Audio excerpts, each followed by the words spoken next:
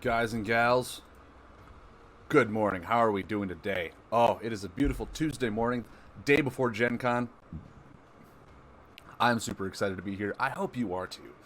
Um, Now, as probably many of you know yesterday, I felt a little defeated. I did. I'll admit that. I'll be the first to admit that I felt a little like, ugh, why?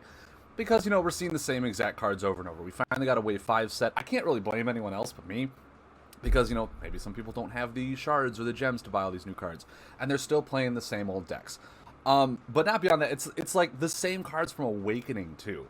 It's not just like from Kindred and Uprising. We're seeing those things. No, those are fine. We're seeing fine stuff like that. As a matter of fact, that one Storm deck that I went against, I was fine with that deck. I was absolutely fine with it. I thought that was really innovative and really cool. It was just like at that point of the day, I was just done. I was like, I lost every game today. I was just, it gets to me. Losing gets to me. I need to win at least one of these games with a deck that I'm trying to make work. Otherwise, it's like, why? What's the point of these new cards? But I'm giving it another shot. I'm staying in it. I'm sticking to it. We're here. We got our energy drink to keep us awake. I don't know why I got like an extra few hours of sleep. I got a text on my work phone saying like, hey, did you sleep in, from one of the drivers? And I was like, no, I am on vacation this week. He's like, oh, have a good vacation. I was like, great, thanks, man. Thanks for sending me a message at 5 o'clock in the morning. But I am super excited to be here to test out some new cards. Obviously, yesterday we tested out Dread. Dread, if you're not using Abyss Tentacles, you're not going to play Dread anyways. Well, it's what we came up to, right? They even released a lot of really fun cards for Undead. Let's just go into the library and let's just look at these cards real quick and show you what I was talking about. First of all, if anyone can play Fusion, this button right here that's behind me should auto be off. I don't want to have to keep scrolling over here to get rid of the legacy cards because it's not your standard mode anymore. This button should be off in selection. It really should. There's no reason for it to be on. Let's look at some of these action cards that we have here. I guess not even the action cards. We can just go into all of them. You look at this, right? You look at this. We have an undead card that searches for a card and puts it in your discard pile. Then it moves an undead back. You have a card here that moves an undead card into play. That's awesome. There's really cool. That's with Umbrons as well. And then you have an Umbron discard. Awesome. Really trying to push that undead archetype. Still not better than the Abyss package. We have 3 brand new cards for different archetypes. The Abyss package still reigns supreme because there's so much value out of just triggering an ability and having it do so much potential damage with the action. And that's where this comes into play. I do like the aesthetic. I'm not going to just say it. I do like the aesthetic of having the Abyss package kind of ramp up an ability to do that. I think that's great. What I think that it's... Hey, Mud Turtle, how's it going, man? What I do think they need to take into consideration is what their initial ability does, right? The initial ability shouldn't be so powerful if it's going to be included with all of this other stuff. Some of these I've been racking things around in my head. I mean, they could be bad, they could not be. I'm just tossing stuff out there. What the Abyss package could read is like whenever you use the ability, you can choose to trigger your Abyss buffs and ignore the ability or whatnot. Like, it should have some sort of balance between it. Because right now, triggering an ability and getting that initial... Because, like I said, every action needs to be equivalent to every other action. Because that's how it's all based out. It's all based on one action. That's the cost of the ability or the card or whatnot. It should all be constant value. Or not constant, consistent value. So adding on cards that are just making your future actions that much better is really what's ramping up the value that you're getting out of these cards, which is making the Abyss package feel really powerful. Because it's like, oh, hey, you got to remove this, otherwise my ability's just going to keep going. And it might have something to do with just how many good values there are out of the Abyss package, which would then come from a rotation, right? We need rotation in this to make other cards... to make the package feel a little less powerful. Maybe that's what we need to do. But yeah, right now, like I said, we're getting some amazing cards for the Undead set, and we tried the Undead. It just wasn't as good as the Abyss package, because the Abyss package was so much consistent value, along with it being clunky corners, meaning that once they're out there, unless your opponent removes them, you can choose when to get the value out of them. That's just insanely good. But we tried this. We tried something new. Didn't work. The only good card out of here that we found was Alaric Vexbane, because His ability is insane. And in Dread, abilities being used with the Abyss package are just insane. We found an interaction with Dust Talon Assassin and the Assassin's Guild to get 5 actions in 1 turn. That's nuts.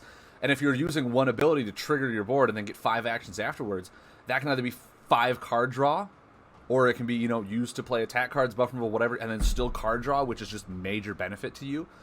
That his ability, I think, in my opinion, does need to be changed to read that you have to at least play one of your stored cards to get an additional action. Otherwise, what are you doing, right? So we found that. We tried to make something fun with Stalking Horror. It was just very inconsistent. And maybe I built the deck wrong. Maybe I did. Maybe there's better ways to play Stalking Horror in the way that I was trying to do. To put, your combos in your discard pile and have all this really good benefit for it. I thought it was an out-of-box thinking. I thought it would be fine. It's just not consistent. It's not consistent, and consistency wins. That's what wins. Maybe we need to build more of Control-y. We'll try it another day. We'll try it another time. Today in Mountain, actually, we're gonna try Nature first. I want Nature first because Nature is my home dog. It's my alignment that I love at heart. I feel it's the most unique out of the 6 because it doesn't have any of the generic 5 damage, 6 healing, any of that jargon. That the Bloom Tender Bost doesn't really intrigue me almost at all. We got an action card that almost does this exact same thing. Actually, the action card is better because it swaps your entire board or your opponent's board. In this one, you swap the positions of 2 of your buffs, and that's for 1 ability. That just doesn't feel like value enough. When you look at other ability triggers, like drawing a card, and then you're like, yeah, I can move 2 of my buffs around. Okay, I can see a board where you want to move 2 buffs around, like if you're playing really hard on your the one insect, where if it rotates out next to this card, you get to deal extra damage. If you're playing the one location where buffs adjacent to this increase their damage, if you're going really hard on that aesthetic, then yeah, cool, this would be an awesome ability to have. But that really slows down your tempo. In the sense that you're wasting an entire half of your turn to maneuver your board around, right? You're doing all this work on your board, and then your opponent comes in with a buff removal and removes it, and you basically just wasted your entire turn when your opponent just removed them no matter where they were. There are better cards that does his ability. Exactly. There are better action cards that does his ability. And you're not going to use his ability probably more than 3 times a game, so why not just include those 3 action cards if you're really trying to build a deck like that? I could be very wrong. There could be something amazing to do with this card that I'm not seeing. There could be something out of the box, just like we saw with the Stalking Horror that I tried to do with the combos and Swamp Peddler and all that fun stuff. It just wasn't consistent. And I feel like that's the problem here, is that this is not consistent. It's not a consistent thing that you're going to want to do to make it really, really strong. I do like the aesthetic that Nature has going, where you want to keep your board adjacent. But if it's not like what Green Thumb is doing, where the adjacency is a passive increase, so it's auto done while you're still being consistent on the board, it's going to be too slow. Rocket Star, hello, what's up, man? Mudso says, my Ironbark deck is built around moving buffs around. Yeah, I mean, Ironbark is awesome because his ability is passive. And I feel in Nature, passive abilities are a lot better than triggering abilities because you want to keep a consistent and constant board state. You want your board state to be what you're playing with, and then your hero ability just kind of does a passive thing, which is why Arcmoss of Moondell is so good, because it's a passive ability. It's not something you have to do. Unless it's card draw, in my opinion, triggering abilities is not really that worth it. Unless it's like late in the game, and it's like 2 or 3 damage that you're just trying to get value as you're running out of cards. That's the only time abilities are good, unless it's card draw. Pretty much you have to use a deck with Overpowering Sanctum or Sippa to use his abilities. Yeah, exactly, Blue Turtle. So maybe there's a deck that's just really strong that uses that, but then you're okay. I think I'm back. That was weird. Nothing happened. I didn't lose power. All of a sudden, it's just like reconnecting. I was like, what? What? Come on, I was right here. I was here for you guys. But I got kicked out of the library now. But first of all, Legacy. Turn Legacy off, for the love of Lord. But yeah, that's kind of what is bugging me, is that The only abilities that are good are going to be card draw abilities, right? Which is why they really need to stop making hero abilities that have card draw on them, because they're eventually going to be the only heroes being played, because that's just consistent value out of using card draw. Because you're essentially, if you're passing your action, you get a card draw, right? That's the base value of it. Now, if you use an ability to get a card prior to your second action, that is way more than a 2.5 value, in my opinion. That's way more than a 2.5 value, which is why card draw needs to be conditional. Like Bramblewood Biome, I think that is a great step forward. I think that is a great step forward in how card draw should act, is it's a conditional card draw. You have to give something in order to return something. And it should be not like Selene conditional card draw, where like discard any card. As much as people will probably hate me for this, Selene is broken, okay? Selene has been the top-rated hero in Astral since Mythical came out. And I have yet to see anyone really try anything else outside of, like, Tundra that have really risen to the ranks that where Selene has been. And it's because of her value. It's because of her constant value that she's getting. Ooh, Mud Turtle showed a deck. Let's check this out. It might be his Hivebark deck. It says I have 0 viewers. I don't think I have 0 viewers unless everyone just left because they hate me. I don't know. Maybe you do. Maybe I'm talking too much. Sergeant Iron... Oh, this is your Ironbark deck. Nice. Nice, man. Yeah, so many good attacks. So much good stuff in here. It's great.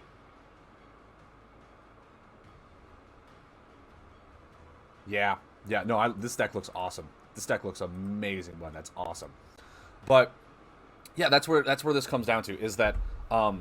moving forward, I really hope that PlayFusion's taken note of that. Selene, Tempest, High Curator, Arwen. You want to know why those three have always been top since Mythical? Because they draw you cards without a condition to do it. Like, for real! Ferris is really liking. Ferris is good because it's card recursion. And you can only use it once per game. If you could use his ability every turn, pretty sure a lot of people would. Pretty sure a lot of people would just be like, Flame Bat, Flame Chained Elder, next turn uses ability, turn after that, Flame Bat, Flame Chained Elder, uses ability, Flame Bat, Flame Chained Elder, uses ability. That's just so much constant damage, right? And every turn you draw one card because the second turn is just like, why would you do this? You think your Ferris can hang with them? I mean, dude, that's awesome. That is awesome. I'm not saying it can't. I will say that Ferris is a new hero, which is awesome to see new heroes like that. The old heroes, and that's because your deck works, right? That's because your deck works, and that's awesome that your deck should be doing the work. Your hero shouldn't be used every single turn. That's the thing, is like, if you have a deck where you use your hero ability every single turn, something's wrong with the hero. Something is wrong with the hero. Something about the hero is overpowered. Your hero, you should really only be using your hero power maybe, like, at max, 5 times a game. 5 times a game. Because your deck should be good. Your deck should be good. If you're using your hero ability every single turn, hero might be a little too strong, right? Hero might be a little too strong. But yeah, that's just my opinion. I would love the simple fact, if we're keeping action cards, really hope we're not keeping all the action cards. I would love to at least see a hero and combo rotation every other set or every few sets, because I think those are the cards that are really going to define certain archetypes. Because if you go into it, we'll just look at nature since we're already in nature. We'll go out of wave 5. We'll just go into the combos. Here. We'll look at this. They came out with a new card called Rile Up. Rile Up is a really cool and interesting combo. You get to move 2 creeper cards from your deck to your hand, reveal it to 4, deal damage equal to them. So it potentially can do 8. Like 8 for a 3-cost card. That seems fine. Is anyone really going to run it over Territorial Dominance when it's 9 damage with a potential increase to 14? Almost same exact cost. It's just consistently always going to be more damage. And if you're using a combo to do that much damage, that should be a game ender. It shouldn't be a, hey, let's get cards into my hand. It's not what that should be, right? That's not what it should do. It should be a game ender. Would you really run it over Vine Lash? Yeah, it costs 1 turn, but it's 14 damage. would you run it over Vinelash? No, I don't think you would. I was just thinking today, when does PlayFusion run out of ideas for abilities for heroes? There's only a certain amount they can come up with. Exactly, that's the thing. And they're already starting to get into that part where they're like reusing or upgrading their heroes to do new. Okay, it says I'm reconnected. Am I back? Am I back? It says I reconnected.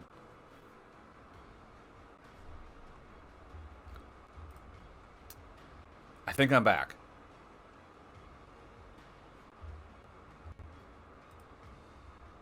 Wow, there's a huge delay now.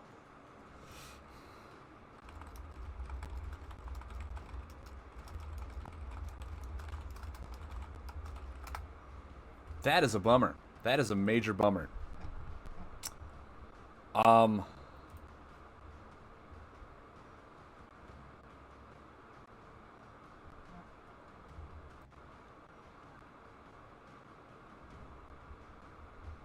Okay.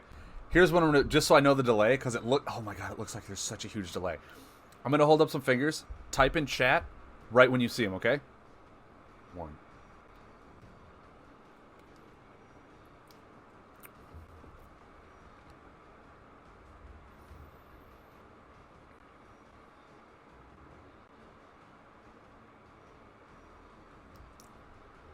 Oh man, this is terrible.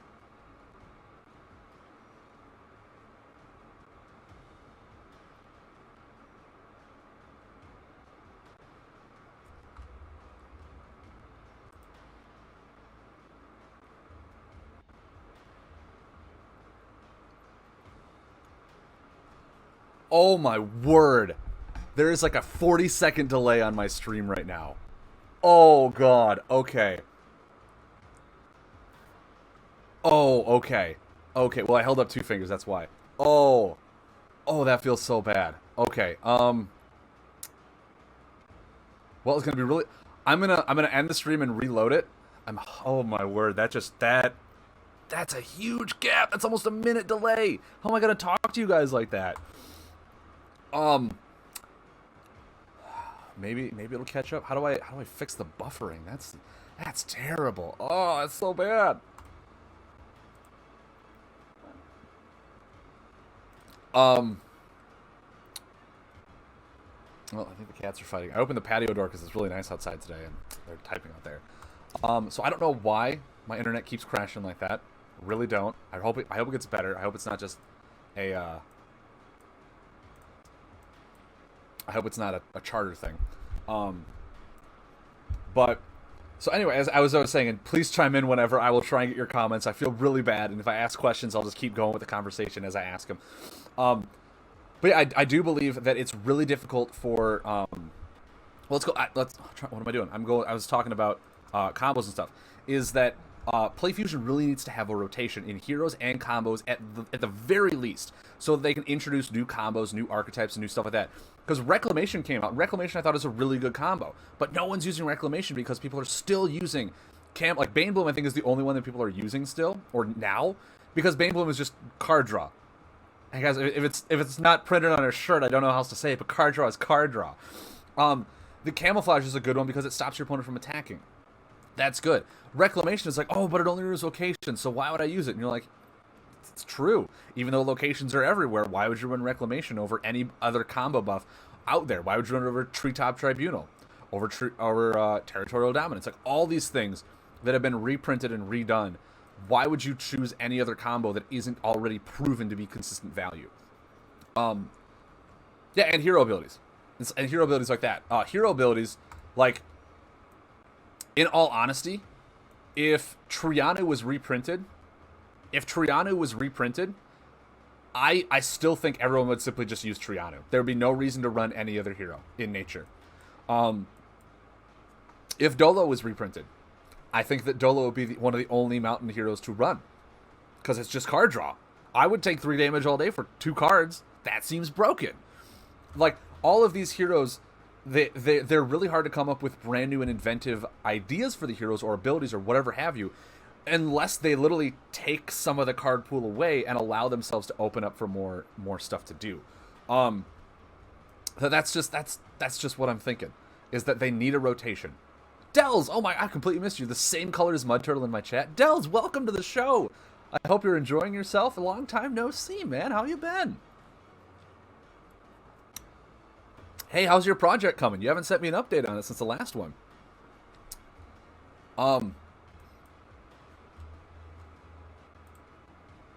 Favorite deck right now? Oh, I gotta check this thing out.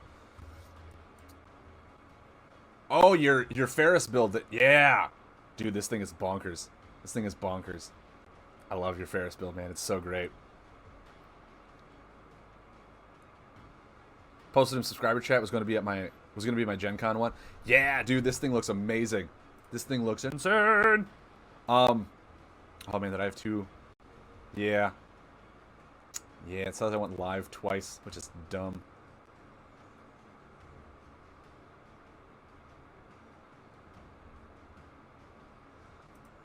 But all good here. Dude, that's great to hear, Dels. Great to hear, man. Haven't heard from you in a while. But yeah, so I mean, PlayFusion needs to really start a rotation cycle. If not, at least on heroes and combos. Because without it, no one's really going to use anything else that hasn't been proven or hasn't been, like, made better than what's already out there. And it's hard to just consistently make things better without the game getting too broken back to where Awakening was. They need to rotate out. Project's been going very well. Much progress has been made. That's awesome to hear, man. That is awesome to hear. I can't wait to see your next update that you're doing. You got multiplayer in there was the last thing I saw, and I was like, yes, multiplayer! But yeah, essentially, like, there's a lot of really cool and unique heroes in all these card pools. But until some heroes get taken away, I don't think a lot of people are really going to start using them. Is it an LS project? I will let Dells discuss what he wants to with it. I know it's amazingly fun. That's all I'll say. That's all I'll say. Because I mean, I'm currently not the one working on it to share. He did say that when he gets like a prototype, he'd be willing to let me show it on my stream, and I'm super excited to let that happen. But I will let him delve into details as he wishes about it. But yeah, that's the thing, is these combos and these heroes need to be rotated out. They need to be rotated out to incentivize or create new archetypes of decks that we're not running into the same ones over and over and over again. Now, action cards I still believe need to be refined and reworked. As I said yesterday, the generic 5 attack cards that are seen legitimately in all of the orders outside of nature, and the generic 6 healing cards, those we can start moving back. Those we can start getting rid of. To really open up more deck dynamics. What, in my opinion, is the next and almost first big change that they need to do is change buff removal. And they don't really need to change it. They just need to remove the generic ones. I do think they're moving in the right direction with their buff removal. They have some amazing cards already made, like Nightglade Kennel, for those of you who don't know. Nightglade Kennel, I believe, is a great way to step forward in how buff removal works. You want to know why? Because it's not a card you're going to include in every single deck ever. It's not a card where you go, oh, I'm building an Astral deck. All right, 3 Pathfinders, first cards I add in. Or for me, last cards, because I always forget about them. That Nightglade Kennel is a buff removal for a Beast archetype. That's awesome. That's really good. And it's not a instant buff removal. It's one where you have to build up to it, and it's a buff on board. That's awesome. The unaligned action card that they made that not a lot of people use, Loot Snatcher. I think that's a well-designed card. It's a 3 damage card, and if your opponent has a wide board, then you get to remove a buff. If they don't, then you don't get to remove a buff. So they can play around it. They can play around it to make it so that, like, okay, I only have 3 boards. It prevents them from going wide, but at the same time, if you're only playing like 2 or 3 buffs at a time, you can't really use this. You have to rely on a different way to remove it. Crude Exterminator. Yes, Mud Turtle. The specific family type buffs. Those, in my opinion, where did you go? There we go. The only ones that should be specific and instantaneous should be the specific ones like this. It removes a specific specific buff, a beast buff, or a location buff, or a buff with 4 corners, or a buff that's on its 3rd corner, or something that like legitimately means that you have to meet a certain condition to remove it. Otherwise, it should be something you have to lead up to, like Nightglade Kennel. Nightglade Kennel, you remove one of your action. I think Nightglade Kennel actually says action buff on it, if I'm not mistaken. It could say buff. It could very well say buff. No, remove action buffs from your target. It's an action card that cannot remove a combo card.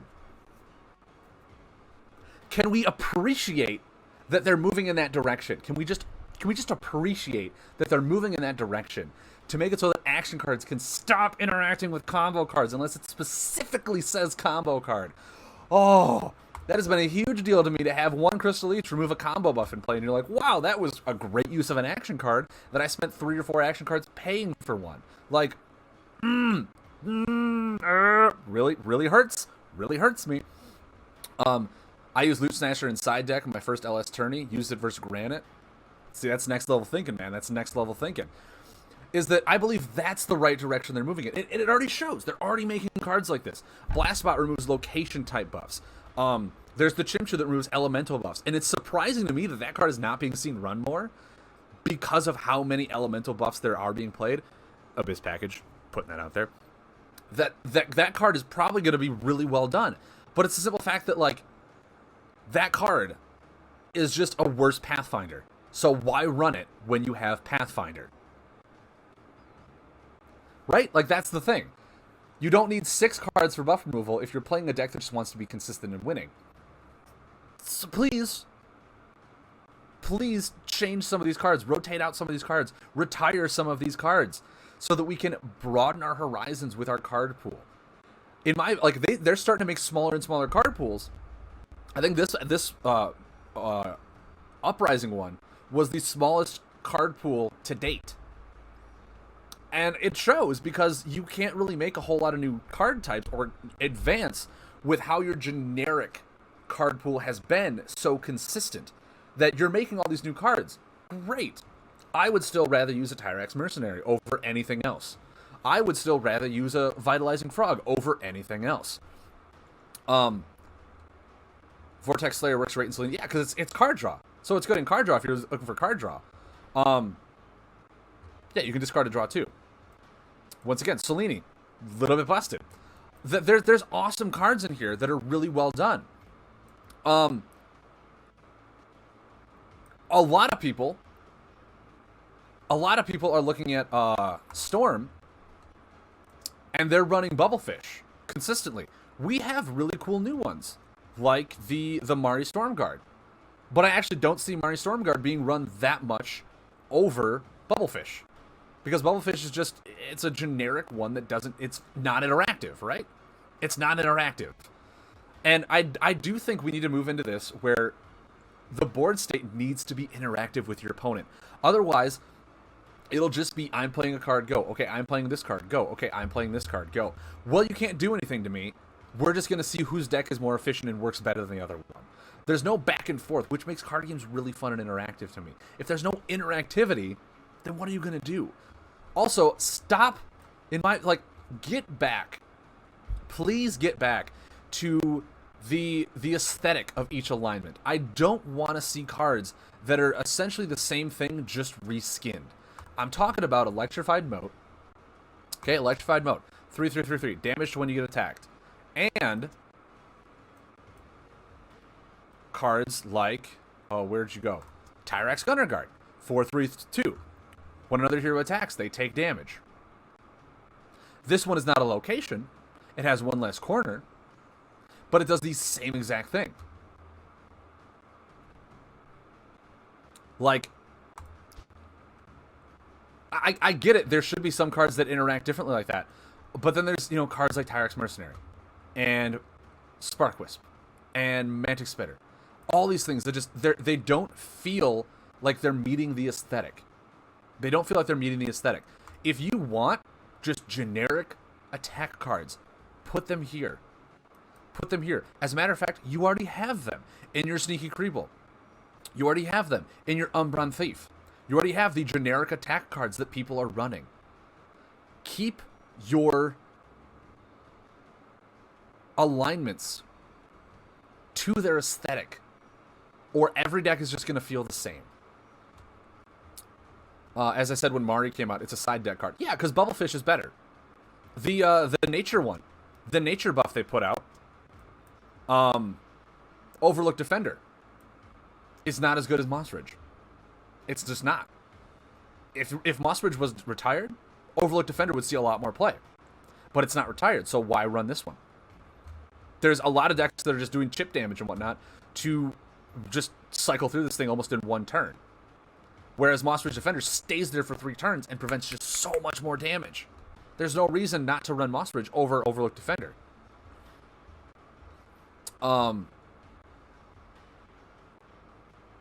Bubblefish is simply better unless you're playing Buffless Aggro. Exactly, One Turtle. Which is why you put the Maris in your sideboard, so Bubblefish goes out first. It's still going to be as effective and more efficiently effective than the Mari Stormguard. And the Mari Stormguard is just going to be better in that one certain condition. In that one certain deck. It's like, oh, I'm going against Buffless Aggro. All right, Mari Stormguard is going to be better. And even not really, because it only prevents the first damage. So their first one could just be like, oh, hey, I'd like use my ability 2 damage. Then here's a 6 damage attack card. Like something like that. So like they really need to retire some of these cards to expand and broaden their horizon in their card pool. To expand and broaden their horizon in their card pool. Because right now, the cards that have been effective and efficient have not changed in the decks to make the game change to the point where it's being revitalized, being renewed and refreshed. They're adding these new cards in with Wave 5 in the battle packs, and maybe one card is being added in, but the one card that's being added in is not refining a new archetype. It's not like, oh, this card is really good, it made a brand new deck. No. It's just, let's use it in this consistent deck that has been working since Awakening, and it'll just be fine. There's no reason to build a new deck with them, because the Awakening cards are still here. They're still good. So I really do think, and a lot of people, I said this way back when Kindred came out, is that we need to start seeing a rotation, because a lot of these cards are being seen over and over and over again. And they're not going to change the card pool in any sense, shape, or form until we finally get them out. I do think that if they want to have like a core card pool, they should do either something like Hearthstone does, where they have a classic set that is defining of what the class does, right? It's defining what the class does. There's a lot of cards that still need to be taken out of Awakening. I'm still saying it. That really defines how the class works.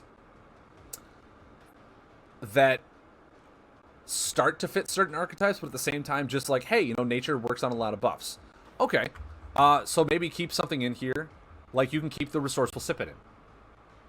That really feels like it refines the wide buff board.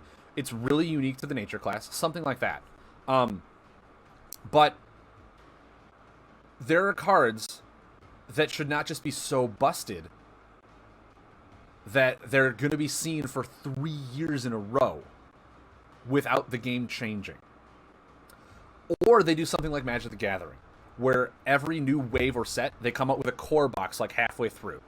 Right? They come up with a core box to reintroduce some of these cards, not all of them, but some of them, that are like, hey, maybe this time, like how Magic does, like maybe this time Counterspell comes back, or like Negate, or a Fireball, or something like that was way back like 2 sets ago, that can come back and refresh it, right? Something like that, where they bring back like a handful of randomly picked, or maybe even pseudoly picked, Awakening and Mythical cards, and they bring that back halfway through the wave. That would be something to keep it fresh. Yeah, especially when you made a huge unbalanced game in Awakening. Oh my god. Like, hats off to the people who made those decks right when Awakening come out. Dr. Attilis, I want to say Cosmo did. I know Bova did. Like, everyone from Superior Seekers that was in it, like, those guys defined decks. They made the Sicario deck. They made the Trianu deck. Dolo Aggro, I'm pretty sure someone made Dolo Aggro. The Granite deck that was made. Like, all these decks were so well refined and so well made that they know what they were doing. Now these new cards are coming out, and they can't compete with the old ones, which is why they had the rotation in the first place, which is why they retired a lot of those cards that were just like, all right, we need to tone these back a little bit. We need to start fitting into more of our niche into the card pool, which is what I believe card games need, is more indistinctive, more defined cards that don't work at a consistent value, and have the cards that are like inconsistent or need a build-up to be the more powerful ones. Because if you're just like, hey, I'm just winning with an Abyss Tentacle and Mantic Spitters and just dealing consistent damage with you, I don't need any other cards. I don't need a new archetype. I'm winning with the cards from 2 years ago. Still. You mean Doctor's Game? Oh, you mean Doctor's Game he made in that first tournament that I saw on YouTube was crazy. Yeah, dude, Doctor's deck. Doctor's Trianu deck, I was like, that is disgusting. And it's because of the way the cards interacted with one another. I think he was able to bring back Vine Lash like 5 or 6 times in that game. And he had Mimicking Horrors and just kept bringing those back. Just Mimicking Horror, Vine Lash, Mimicking Horror, Vine Lash, Mimicking Horror, Vine Lash. And he did it like 6 or 7 times. And I was like, that's 28 damage a turn. How do you stop that? And of course, Triana would always keep your opponent at health, so Pollen Weaver would just sit out there and prevent 2 damage. It wasn't the first 2. Back then, it was every damage that prevent the 2. So we had a constant defense, while just Triana kept him way above his normal health pool.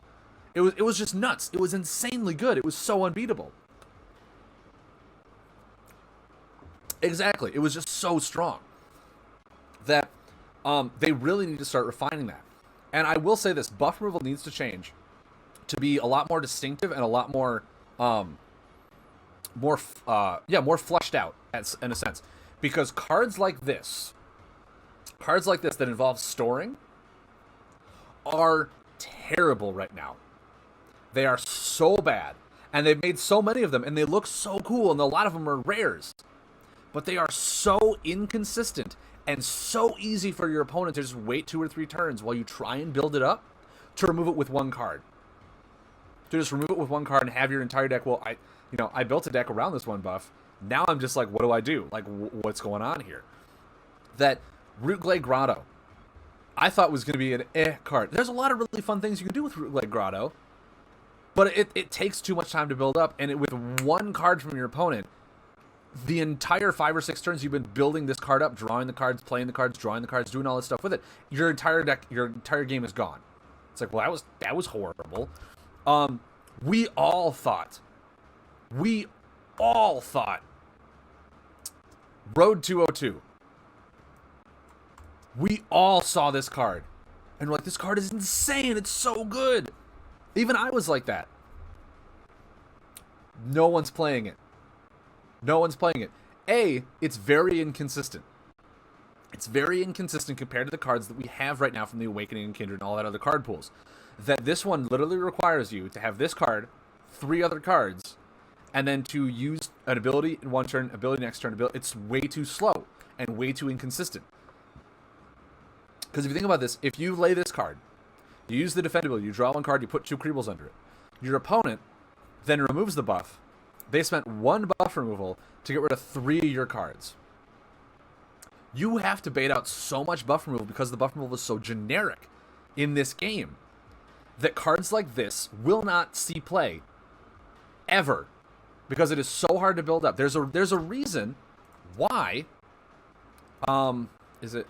why Giant Stomper is a terrible card. You have to put 3 Creeble cards under here, so you have to wait several turns before you can use the ability. And once you get it there, you're like, okay, well, buff removal that. Oh, well, that was a bummer. He just got rid of 4 cards, and I got to use maybe 1 corner. Like, I don't think there's enough Creeble cards worthwhile. Like, you can build a Creeble deck. There's a lot of Creeble cards. That's the thing, is they're not, I will say this much, Earl, they're not worthwhile because of the card pool that we have. In comparison, they're bad. They're not consistent enough. They're not doing anything. Like, I would never build a Creeble deck when I could just run Tyrax Mercenaries or Tyrax Fixers or any of those stuff. Because they're so generic, they're just better at all times. But if you took a lot of these cards away, you would look and you'd be like, oh, these Creeble cards actually might be good. It's like, it's one of these things like, for Giga Blender. Giga Blender is probably never going to see in play because why would you run it over Tyrax Fixer? Why would you run it over Tyrax Fixer? Like, there's so many cards in here that you just go, oh, this card looks really cool and really unique and well designed. But why would you run it over the stuff from Awakening, over just, hey, I'm always going to get 7 healing? Like, why would you do it? And that's why we need a set rotation, because a lot of these cards are really awesome and unique. But why would you run it? Why would you run it over the cards that are, what, this can give you 10 healing, but costs you 4 cards to do, when I could just run 1 card that gives me 7 healing. And the only time I really need healing is when I'm below 15. So, like, why would I ever run Giga Blender? Made a tech discard deck that's fun. Don't know how useful it is, though. Exactly. And if you're playing the discard deck, you're expending so many resources to do essentially the same thing that people are just going to do with the generic cards. The 4 damage cards, the 5 damage cards. They're being consistent with it, while you're spending like 2 or 3 cards to ramp up your cards and then losing value because you have to refill your hand. When they're just being consistent and it'll wear you down eventually. That's why they're having such a hard time building these archetypes. Gear Crank Catapult, in my opinion, pretty well designed card. Why would you run it? It is way too dependent on your board state right now, that if your opponent removes 2 of your buffs when you're trying to go wide on board, it's just really bad. This is a card, if buff removal was gone and like the generic buff removal that we had was Loot Snatcher, I bet a lot more people would play Gear Crank Catapult. Because it's easier to maintain a board state. It's just easier to maintain a board state. It really is. That there's just so much that needs to leave the game for the game to open up and broaden its horizons to be a better game. There really is. Mud Turtle set another deck. Dude, Mud Turtle, you are pumping these decks out left and right, man. Oh, a Colax deck. Awesome. Yeah. Dude, this looks really cool. Once again, I will say, in this deck list, Overwhelming Blast, Nitro Heal, why not run those cards? They're so good. And I'm pretty sure they came out in Awakening. They're too consistent. Why run them over anything else? And it's just one of those things where like a lot of these cards need to leave for the game to change in the direction that it needs to go. That it really needs to go and needs to move forward in as a card game. That's one thing that I was really upset about when they're like, yeah, we're doing reprints and more reprints and more reprints. It's because they were errated, right? They were errated. That's fine. But you shouldn't have this many reprints in a game. You should realize, hey, this is your starting package. This is your starting package. This is what the game was based on. And it wasn't even based on a card game. It was based on the RPG app. That a lot of these cards, hey, these cards are broken. They're way too generic. In my opinion, they should have rotated out the entire set of Awakening by now. And just made new cards. Cards that I'm really excited for, or that I was really excited for, Demolition Bot. Right? Demolition Bot. It really fits the aesthetic of tech. It's a great advantage, but it's at a somewhat disadvantage for you. You have to remove an action buff to deal 5 damage. It's like, okay, why would I ever run that over Tyrax Mercenary? Why would I do that? Tyrax Mercenary is always going to be 5 damage. I don't need to have a buff on board. I don't need to toss away one of my buffs on board to deal 5 damage. Why would I ever run this over Tyrax Mercenary? It doesn't make sense to me. Because it's supposed to be used in conjunction with like cards like Maniacal Machine. Right? Because on the last corner you take 3 damage, but you have 2 damage prevention, so you only take 1. That's awesome. But I would just rather deal 5 damage and take the 3 damage and then get low and heal for 7. That's more consistent and more easy to do.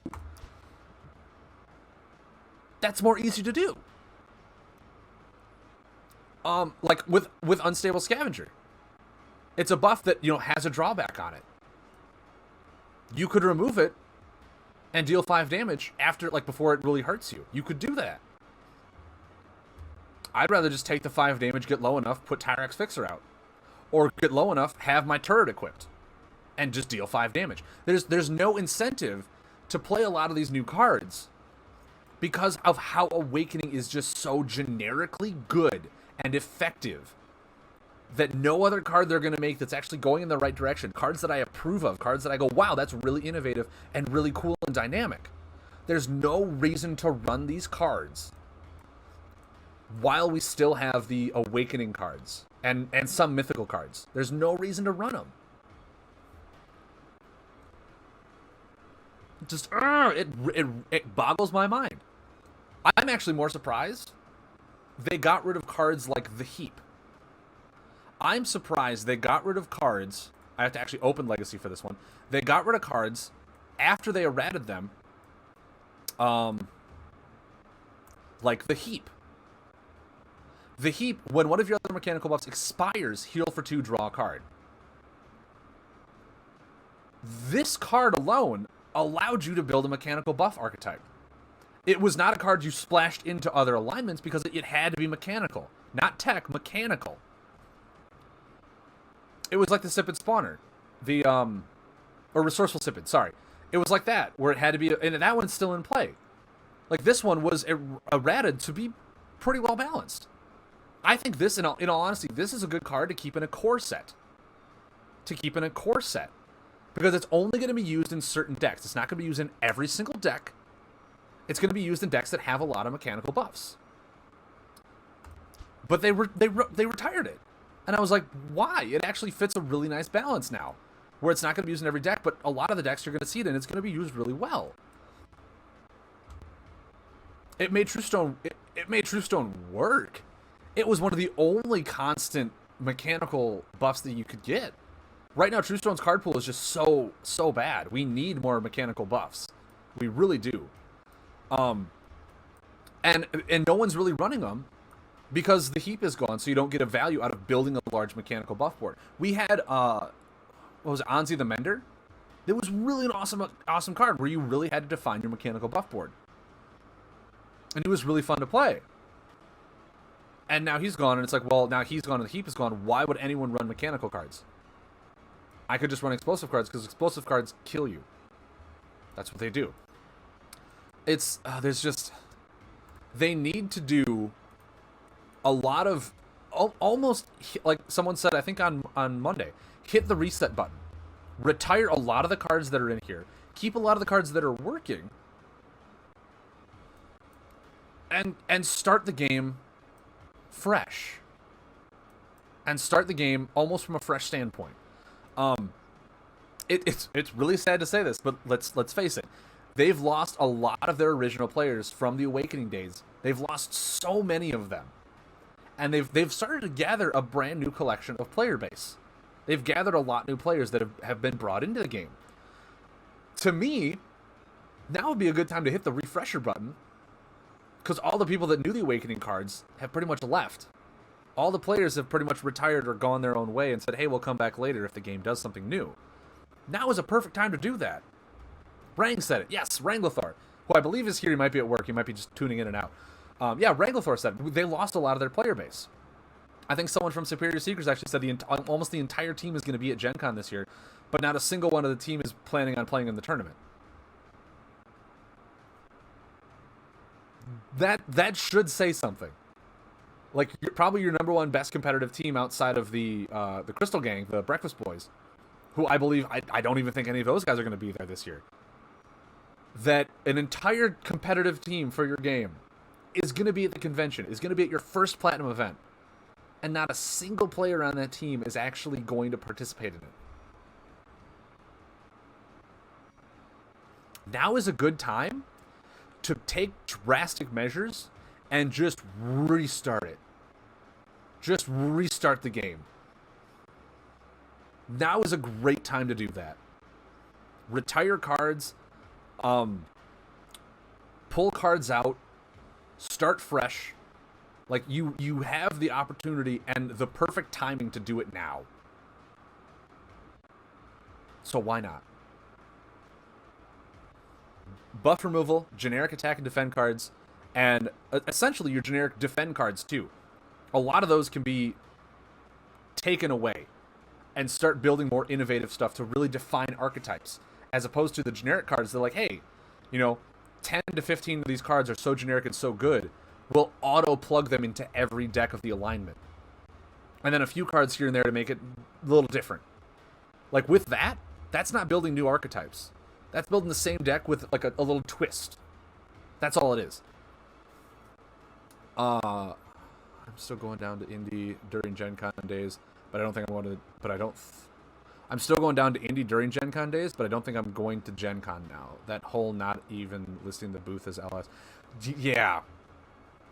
Yeah. When they said that, it's like, oh, it's under Warhammer. I just went, do you even care about Lightseekers anymore, guys? Like, come on.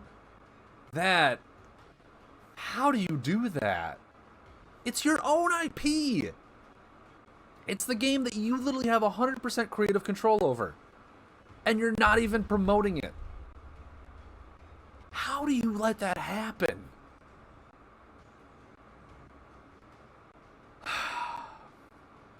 I don't know. I don't know what's all happening over Play Fusion. I don't know why they're deciding some of these things. I don't know the hurdles they're having to jump through or whatnot, but it feels like this game that started their game development process before they even get picked up a Warhammer is being left in the dust.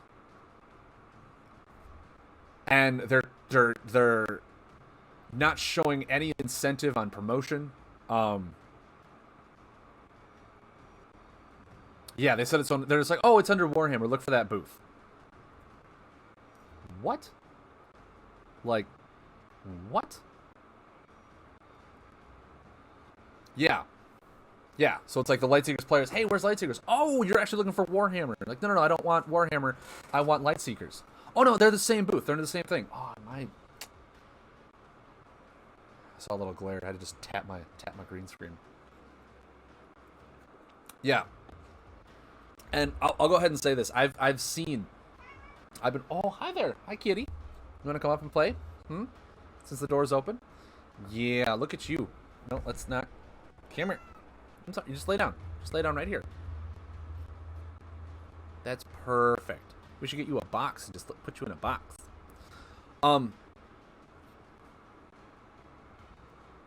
Summer Shack. Hey, man, how's it going? Well, welcome to the show. I've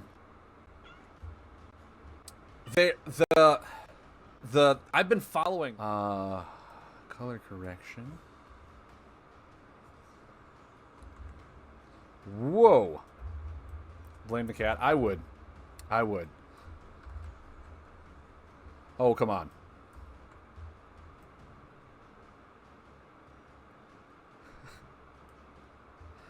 Cat hijacked the stream. You know it. Cat always does what Cat wants to do. Well, I think I got rid of the glare. It's just the cat. The cat is so bright. My camera can't take it. My camera can't take the cat. But anyways, I'm back, finally. Whoo, sorry about that. But as I'm trying to catch up with the stream, because, you know, stream is back. Yeah, no, they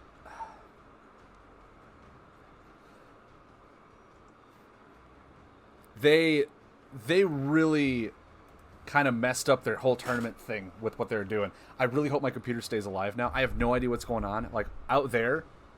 Oh, she's running into my hand. Come here, sweetie. Hands over here. Perfect. Is, yeah, what they did is they stopped the season 1. They're like, yeah, we're not doing physical tournaments anymore. Season 1's over, and everyone's like, wow, we spent how much time ranking up in the season, and now it's just dead? It was really bad. They really... You're gonna fall off the desk. I'm just making sure you don't. That, yeah, they really messed that up. They really did. Wow. Okay. How far back was I? So we just to kind of give a recap before we actually start playing. They need to do set rotation. They need to do card rotations on this.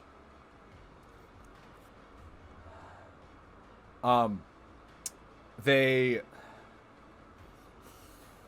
need card rotations, almost a complete redo of the card system. Marketing needs to start getting back into Lightseekers. I cannot tell you enough how many times I'm looking at the same PlayFusion marketing team, And they're putting out nothing but Warhammer ads, nothing but Warhammer videos about their new sets, all this stuff, promoting Warhammer with their marketing. Not a single thing has been promoting about Lightseekers. The only thing I've seen recently about Lightseekers is the news post the exact same time that the battle packs are released. And I'm like, no, that's not how you build hype.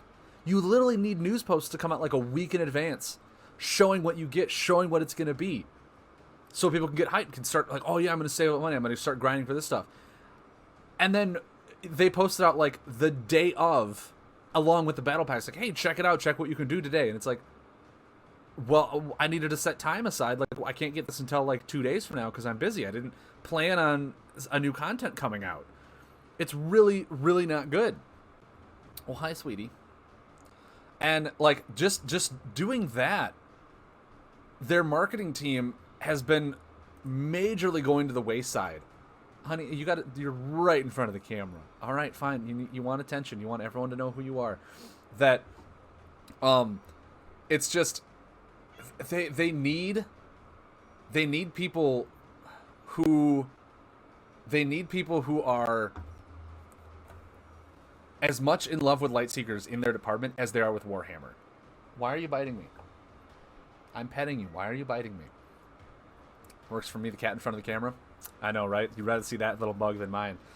And it shows. It shows. And I don't want to, like, I'm not throwing her under the bus. I'm just using her as an example. Jade has been doing an amazing job as their community manager and all that stuff.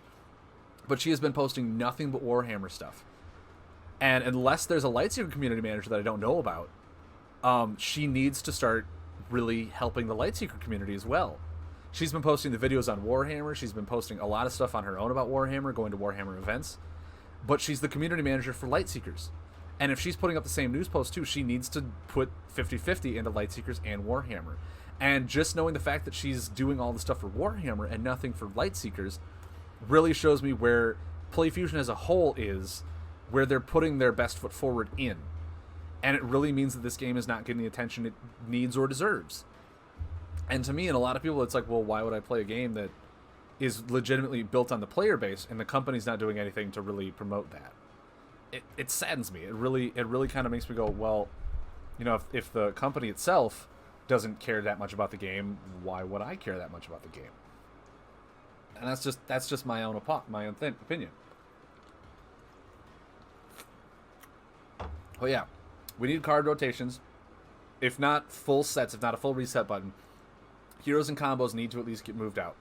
Buff removal needs to change. The generic attack and defend cards need to either get changed or brought down in their power level, where they're going to be in a consistent core state, where they're going to be helpful to the decks, but they're not auto-include in the decks, right? Like some of the attack cards maybe might even read like 3 damage. 3 damage. That's what they do. Or in my opinion, here's my opinion. The attack and defend cards generically wise really shouldn't exist. They should all be buffs. They should all just be the generic buffs. Because in my opinion, what makes them different? There you go, sweetie. Just lay down and take a nap right there. That's a perfect spot for you. Some cards that I'm okay with staying. Here's a great example of one. The Draga Hunter. It fits very thematically into what Dread and Poison does as a whole. 4 damage, just ticking corners. Very thematically. It's a beast buff. It's a buff that is not instantaneous on board. Dread is very good at being cyclical damage. That's one of their aesthetics that they're pushing. I love that. This is a card that's fine to keep in a core set.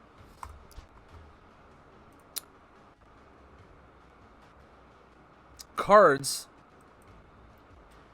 like... Where are you now?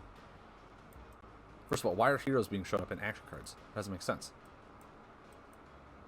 Cards like Mantic Spitter are not. This is an attack card that does 5 damage. In my opinion, if you're going to keep a core set, this should be a card that can be in a core set. 3 damage, draw a card. That's fine. That's fine.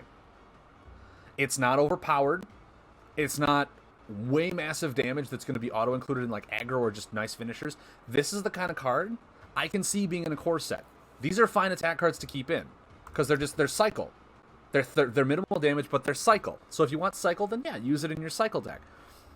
But you really need to get rid of cards like this. They're just 5 damage. Get rid of them entirely. I don't like the way it is. If you're going to make everything buffs, you cannot have cards that say you can't play buffs, in my opinion. No, that's true. That's true. If you're going to have everything buffs, Gurgling Ooze should only have like one corner.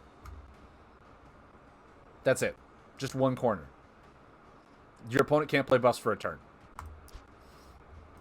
But like this is a good card to keep in a core set. It doesn't feel busted. It's very generic in what it does, but it fits aesthetically what they're trying to do. Let's go into Astral here. Astral.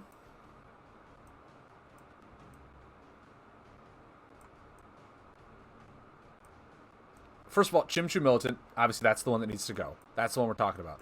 Cards that are here that work. Probably actually the one, it feels really weird. Anti-Gravity Snail. Feels fine. It's their cycle. It's their Corrupted Spirit, right? 2 damage, draw a card, but can be conditionally increased to 1 more damage. This card feels fine. This card feels fine. This is a good one to keep in a core set. Chimchu Militant, remove it. Remove it. Into Mountain. It's not card draw, but Crystal Bat. 3 damage, 3 healing. This is fine for a core. Flame Bat. Get it out. Get it out. You already have cards like Flame Chained Elder and a lot of other elemental stuff like Flameborn Tusker now that are in the elemental package. So I don't even care about the elementals. Get Flame Bat out of there. Start making unique cards like Flame Chained Elder or Flame Chained Warrior who can interact with the board, who are dependent on the board state. Keep your Crystal Bat. Get rid of Flame Bat.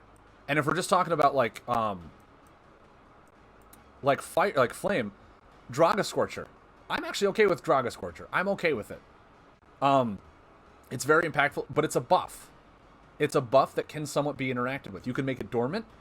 You can make it so it doesn't rotate right away. Like, there's a lot of things you can do to mess around with it. That Draga Scorcher, being the way it is, I feel is okay. I actually feel is fine. It's not a busted card. Kind of like Mage Ship. It's not overpowered. It takes 1 more turn for 1 more damage. So it kind of feels weird. Magma Worm is, fine in my opinion. Magma Worm should not reduce healing. This is exactly the type of thing that like Dread likes to do. But I guess if that's the kind of thing that Mountain and Dread share, is micro damage with a little bit of healing reduction, that's fine. That's a fine crossover to have. But they really need to stick to the aesthetic things that make it different. And if they're going to make generic cards that are going to stick around, this is what they need to stick and base to. Is if you're going to do big swings, have it be a little bit of this way and a little bit of that way, not full on this way, because it simply leads into too much impact. Your core cards shouldn't be impactful. They should just be something that are, decent and well to run. Nature, actually I don't think Nature has any of those cards, which means they're all fine. It's really hard to determine what you're going to do with it. Yeah, they don't have anything. I'd have to choose something else. In here, I like Dustfiend is broken in my opinion. Like Dustfiend needs, if Dustfiend rotated out, I think Dust King would see a lot more play. But like things like this, you don't need 2 of them. You can rotate 1 out and keep Dust King, and people would still be fine with it. But Guard Snail can stay. Get rid of Vitalizing Frog. Because Vitalizing Frog leaves, people are going to run Hive Flusher. Get rid of Spark Wisp.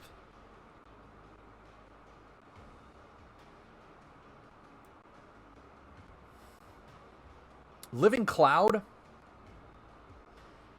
could be okay to keep. It does really lead into the damage whatnot, but you don't need both Living Cloud and Spark Wisp. You don't. Oh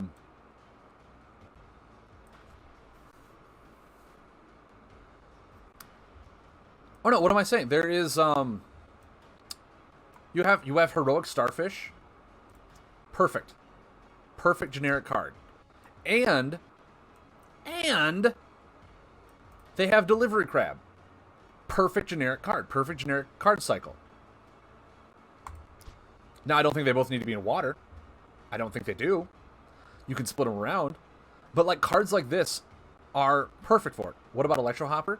Yeah, Electro Hopper is a fine standard card. As much as I hate it, it's fine because you're not going to see it in every deck, right? You're not going to always include Electro Hopper into every deck. And that's the thing that we're looking for with these generic cards, is cards that you would not just be like, hey, I'm going to auto-include this into a deck. That's not what your generic card field should be. They should fit certain niches like, hey, I need a cycle card. Let me add in the Delivery Crab. Or, hey, I'm doing like a lot of damage increase. Let me add in the 3 damage, 3 healing. That one could be fine. Like, just a little filler or whatever. That could be fine for your generic things. Electro Hopper is really dependent on your board state. That one's fine to have in a base package. Because it's something that you're not going to auto-include in a deck.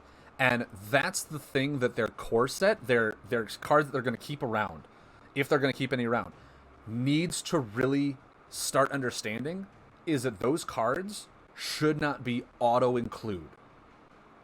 None of the core set should be auto-included into every deck you would ever make with that alignment. They should be included in certain specific archetypes. They should really help kind of like build the foundation, or at least a good starting point. And then with every set, bring out new cards that can revitalize or revamp certain archetypes to bring them above one another, to really help the meta change. But with Spark Wisp just being 5 damage and Living Cloud being 4 damage, no buffs, 2 damage, like these cards, a lot of them are just auto-included, even if they're just like, hey, I'm running a lot of buffs, but Spark Wisp is 5 damage. I just need a 5 damage card. Like, okay. If you just need a 5 damage card, like, keep those in the unaligned spot. Like, keep those with the Umbrons and all that other stuff that isn't really that meh. But if you just need an attack card, have it be in the unaligned spot. You can even have an unaligned card that's like 4 damage, but the card counts as all families. Something like that. So that all your elemental stuff increases, all the like specific beast increases. It can go into all those decks. It can even be 3 damage attack card, but is all families. That card would see play. That card would see play. I think it would see play a lot. It's not too overpowered, where it's 3 damage, but has a conditional increase where it can be found, but it can be searched for a lot of things. It can be done for a lot of things. That card would be bonkers. You could even say it's a 2 damage card, but it's all families, just because of how good, like discarding a Kriebel card to search for a card, discarding a beast card for search for a beast card, all this stuff, and that it counts for every family. That card could just be a 2 damage card, but it counts for all families and fit into a lot of decks. And that could be a card they put into a new set that would get rotated out eventually. A lot of card games have done cards like that. I know for a fact Hearthstone came out with cards like that, and they were seen okay. They were used in quite a bit of decks actually, but it's these generic and card piles that they need to start getting away from. That your base set should not be auto-include in every color you play. Like Bubblefish. Bubblefish should not be auto-include in every Storm deck. Thunderslug should not be auto-include in every Storm deck. But it's the only real damage prevention. It's the only real buff removal. You're going to auto-include them. They need to step away from that. In tech, do I have Legacy turned off? Yeah, I do. Okay, good. In tech, Chronomoth. This card can stay. 3 damage, draw a card. It's an insect. Like, each of them should have a different family it can go along with. But, like, this kind of thing, this is fine for your core set. Each core set should have a card that does something similar to this that is not majorly impactful, but it's not an auto-include. In every deck, you're not going to be like, oh, I'm going to run 3 Chronomoths because they're so good. It's like, well, no, they're not. It's 3 damage, draw a card. If you're going for a more cyclical deck, yeah, include it if you want to get through your deck really fast. If you're running a slow deck, you're not going to include a 3 damage, draw a card, because you could just pass your turn and draw the cards that you want for your more powerful and impactful deck. It's not going to be an auto-include.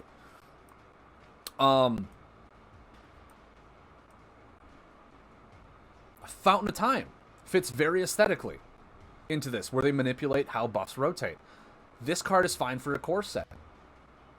It's not an auto-include in every deck. It's not. But it's a tech card that could be fun to utilize. Or it could be like, hey, I really want to mess around with my buffs, or I'm using it to mess around with my opponent's buffs. But if you're playing a certain deck that, like, you don't care about that, you're not going to include Fountain of Time. It's not an auto-include in every deck. But yeah, Hammer Down Enforcer, it's a new card. It's a great improvement from Crazed Bomber. However, it needs to go. It's generic buff removal that's auto-included into every deck. And I think cards that are auto-included into every deck really pigeonhole how deck creation is going further in this game. And in my opinion, it's really sad. It's really sad to see that. Like, even cards like Regen Chamber and Repair Bot, they're not auto-includes in your deck. Because if your deck bases on a lot of micro damage, you're not going to run Regen Chamber. But, like, if you have Regen Chamber like this, you don't need Tyrax Fixer. Tyrax Fixer can go. In my opinion, it can just go. Just get out of here. There's a lot of different and more unique ways to get healing in this. You just added in the Giga Blender. You have Repair Bot, which is a healing. You have Regen Chamber, which is a healing. They all heal in different ways. In their own way that make the deck work uniquely. Get rid of Tyrax Fixer. Like, there's a lot of things that they really need to hit a reset button on a lot of these cards to really open up the way that the game works and the decks work. I'd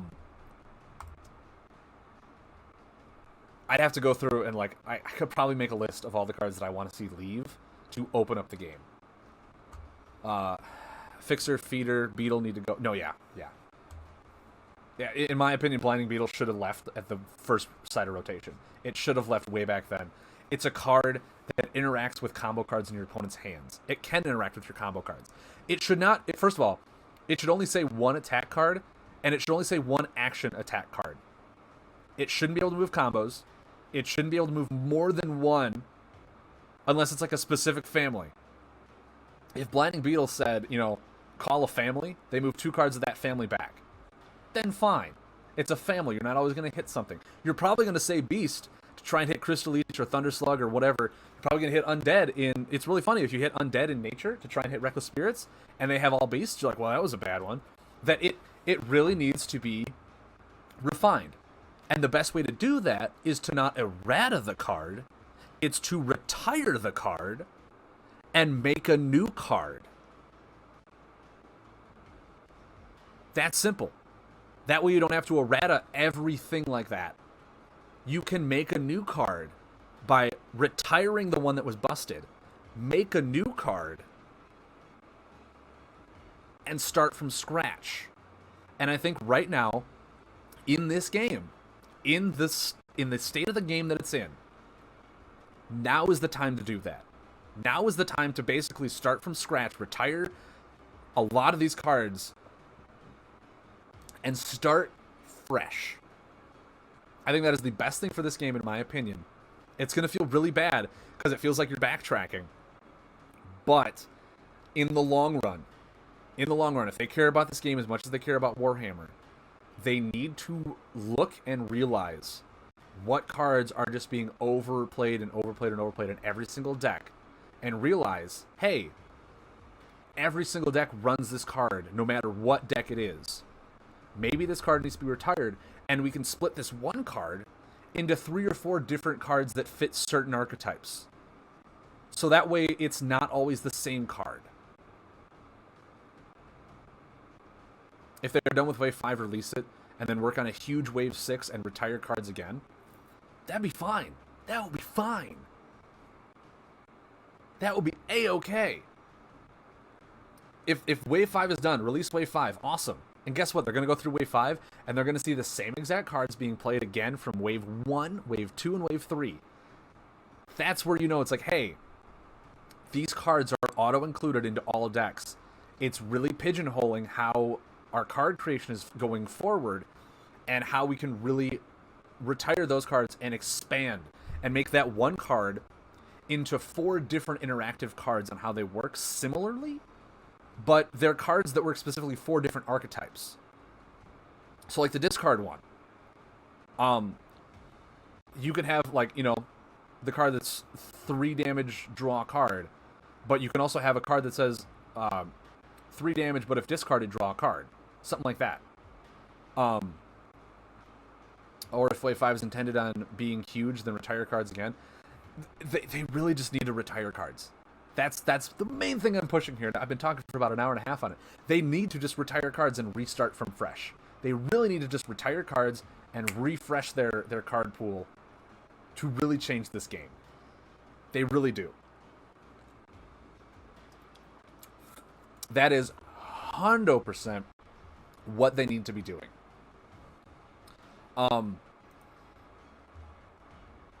They should do it with a wave, though. No, no. They shouldn't just, like, retire and then not have anything to replace them. They should do it when a wave comes in to replace the card pool and pull cards out. Because if all they do is just pull cards out and, like, have fun, it's like, well, what are we supposed to, like... Yeah, we'll have fun building new decks, but it's like, dude, you didn't give us anything new to incentivize us to keep playing. You just took a lot of our cards away. Come on, man. You got to give us something new if you're going to take something away. It's gaming 101. But yeah, I mean, let's just go ahead and look at this top 4 here. 4 Abyss cards. If they're never retiring anything, and they're just going to keep giving us more Abyss cards, all they're going to do is include these 4 and then add in the 5th one. They're not replacing anything. They're just adding it in and using the same deck and adding it in. There's 1 each wave. They take 1 card. Yeah, there's an Abyss card each wave. 2, 3, 2, 4. Abyss Weaver, if you want to count that as wave 1, along with Abyss Tentacle. Yeah. Like, there's a new Abyss card each wave, and they haven't taken anything away. All they've done is improve a package that has already been top tier every single wave. And they haven't taken anything away to change it, to demote its power, to balance it out. They haven't done that. Like, I'd be okay, and honestly, I'd be okay if Tentacle and Hoarder were retired. I'd be okay if Tentacle and Hoarder were retired. And if all they had was Abyss Shade and Abyss Tunneler, the Abyss package would be more or less tech cards than a deck archetype. Because Abyss Shade, yeah, you probably run it, you're like, oh, I get a free card draw for this, and then if I'm using abilities for some reason, then yeah, I'll heal for 1, deal 1 damage. This one, I get to turn a buff back, and I get to bring a card back. So you could use this in a more ability-based deck instead of, say, Necro Dreadling or Shallow Grave. Like, those are the cards that you would replace it in for. But the Abyss package is so well done and so well made that why would you run those cards over Abyss Tunneler? Right? I think Necro Dreadling needs to be retired, in my opinion, too. Necro Dreadling should not move 3 action cards back to your deck. I was fine with Necrophant. I was fine with Necrophant because it was 2 defend cards. So it was 2 specific types of action cards, and you had to discard a card in order to use it. So you really only got back like 1 card in value. Necro Dreadling is so much graveyard recursion. So much. And healing.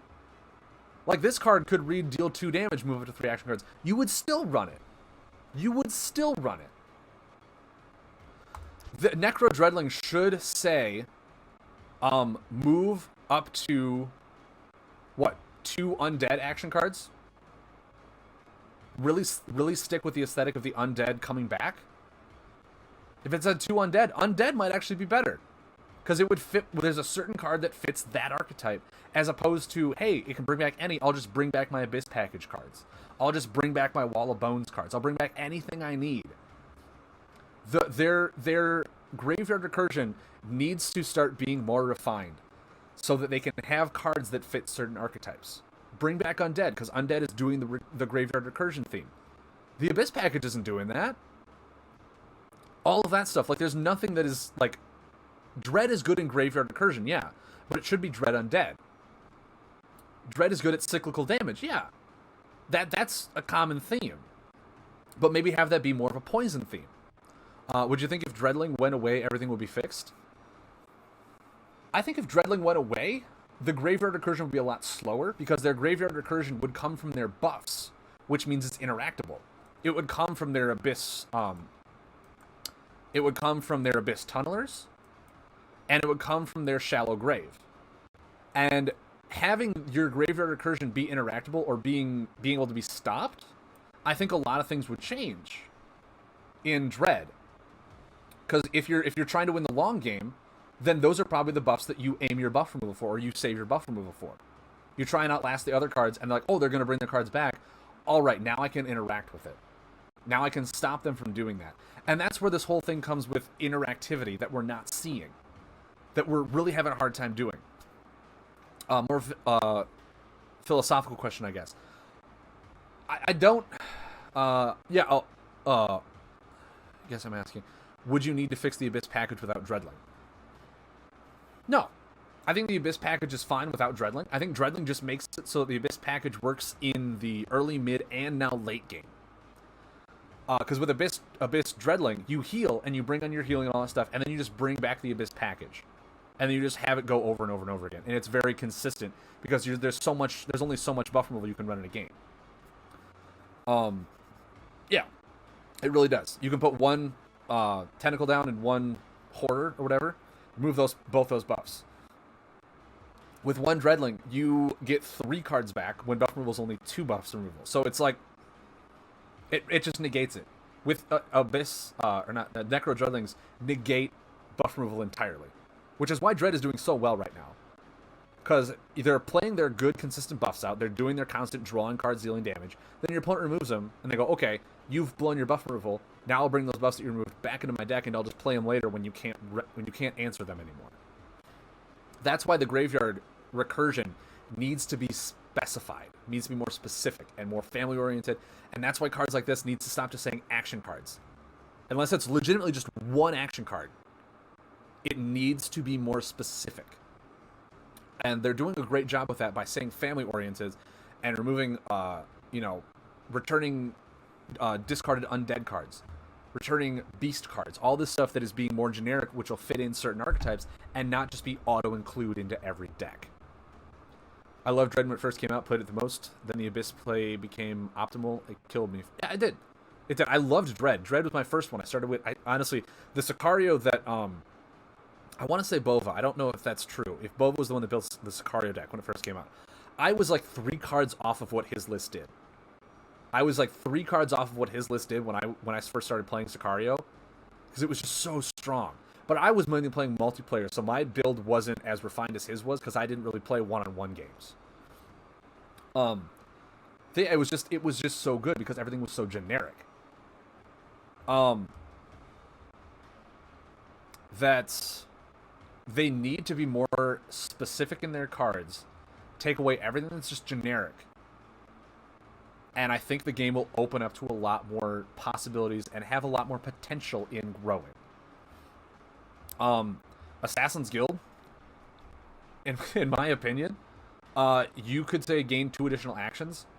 It doesn't need to say without any stat restrictions. I think the reason it's run is because without any stat restrictions means that any hero is now Shadow Superior. And Shadow is just so good to have Superior in.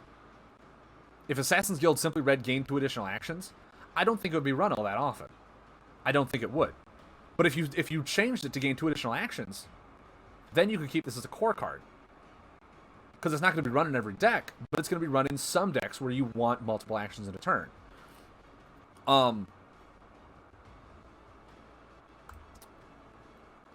Blightwraith is essentially the complete opposite of Blinding Beetle. But because not a lot of people run defend cards, it's not run. Attack cards are buff removal. Everyone's running attack cards. Not everyone's running defend cards. Which is why this card isn't seeing run. Which is why, like, this card, in my opinion, does need to be changed. But because it's not seeing as much play, they're not going to flag it as something that's as potent as Blinding Beetle. What do I think on Swamp Creeper? I personally never had a problem with it. Swamp Creeper was always like a late game card. It's first of all, it's a legacy card. That's why I can't find it. Swamp Creeper, I didn't have a problem with it personally because it was always one of those late game cards where you always had like one of it in your deck, and it would get you back, it had a lot of cards. That if you could just wait out the long game, Swamp Creeper potentially could be the game changer that just helps you win. Core box worthy, if they were to bring something like this back, in my opinion, I don't think Swamp Creeper would be the one for core box worthy. I think Shadowy Grave is more in the line of core box worthy. It could be your last discarded, or it could be move, one action card. This, I would actually be okay saying move one action card from your discard pile to your deck. Because it's something where you don't activate an ability trigger, which is what Dread does really well, first of all, I'd say. But you could also have it be where the last two corners are clunky, and have the last two be, defendability, 3 damage or 3 healing, move 1 back. But it's a buff that your opponent can interact with. I think Shadowy Grave is more in the line of a core box worthy over Swamp Creeper, because Swamp Creeper, essentially, like after your opponent's wasted all its buff removal, right? After it's done all its thing, can move back 10 cards to your deck. That's insane value for one card to be able to move 10 cards back. Like, and all you need is one of them, right? That's just so much graveyard recursion. Where I feel that Shadowy Grave could fit the niche, but Shadowy Grave can leave, and you could make a card like Shadowy Grave mixed in with Swamp Creeper to have the defendability on it. Where you have to wait 2 turns, which is becoming more common, like lava pools, wait 2 turns before something goes off, where you just essentially have to wait for it. I think the Frozen Totem in Astral, wait 2 turns before it goes off. You have to wait for it to happen so your opponent has a chance to interact with it. Then here down to the bottom, I think even the Mantix one, the attack one, wait 2 turns before you can use the abilities to deal the damage so your opponent can interact with it. Wait 2 turns, and have it down here 2 clunky corners that are, it can even be 3, just like, hey, 3 damage or healing, whatever you want to decide to put on the card, and then move 1 discarded action card from your discard pile to your deck. That's what you can do. Just 1. I don't think because at the end of the day, this card will potentially move 2 cards back if you can get both ability triggers off. It'll move 2 cards back. I think that'll be a fine 1. I think a lot of people, like, it essentially it'll be the same thing as Abyss Tunneler. Except Abyss Tunneler works well if you have a shadow card in play. It rotates stuff back.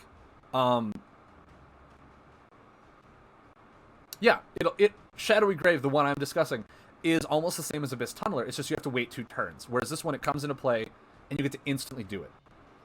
Where, in all honesty, I think Abyss Tunneler should have read, it should have, like, X 2/2 or whatever for the Abyss Tunneler. And it should read,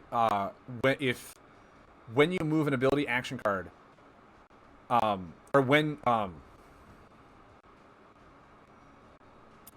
as this enters play, rotate this buff 1 step forward if you have a shadow buff in play. So it gets to it faster if you have a shadow buff. Something like that. But otherwise, like, Abyss Tunneler is just really good because you get to search for 1 action card no matter what out of your deck and put it back in. Shadowy Grave is limited to the top card. So if the top card is a burn, you don't get to pick and choose which card goes back. It has to be the top one, and it has to not have burn. That already makes Abyss Hoarder 10 times better than Shadowy Grave. So something like that. Shadowy Grave, in all honesty, because it is, very aesthetic for the undead, could read, do this trigger, 3 damage to your opponent, move 2 discarded undead cards from your deck, or from your graveyard to your deck. And it would fit the undead package. You probably wouldn't run it outside of undead because it only interacts with undead, but it would fit the undead package really well. There's a lot of things you can do to make these new cards, revamp them, kind of change them a little bit to fit certain archetypes, that all you got to do is retire the cards and reprint them with more specifications. Just create a new card with more specifications so it fits certain niches. That's all you got to do. That's all you got to do.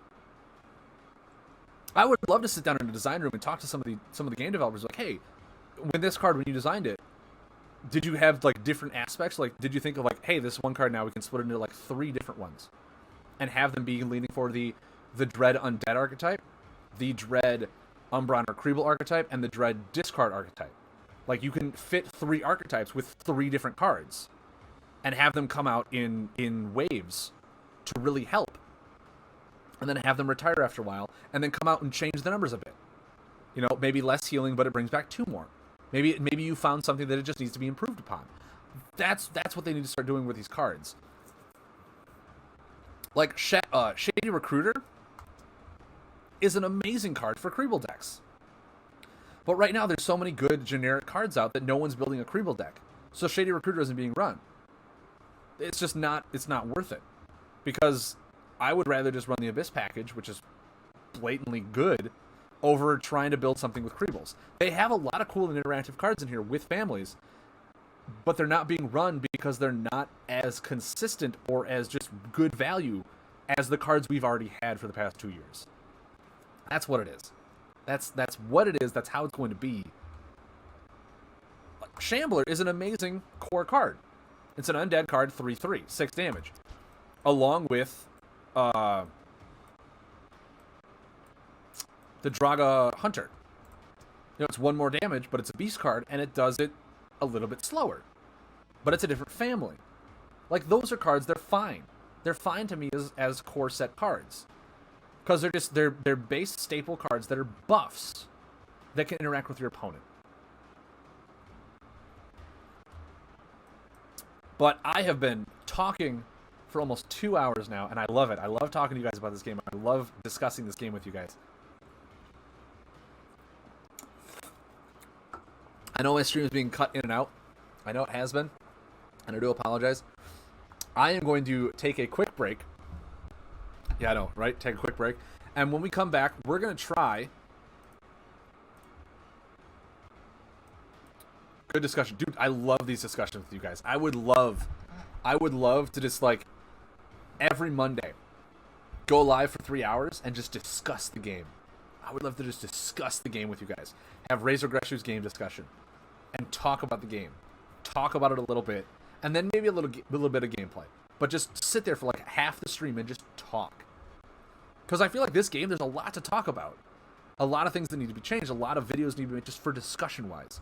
And it's really awesome to get feedback from you guys, because you guys have played the game too. You guys know the game ins and outs as long as I do. And there's a lot of things that we want to talk about and have the game change. I'll pose the questions. Mud Turtle, you're the man. You're the question man. I'll give my feedback on it if you...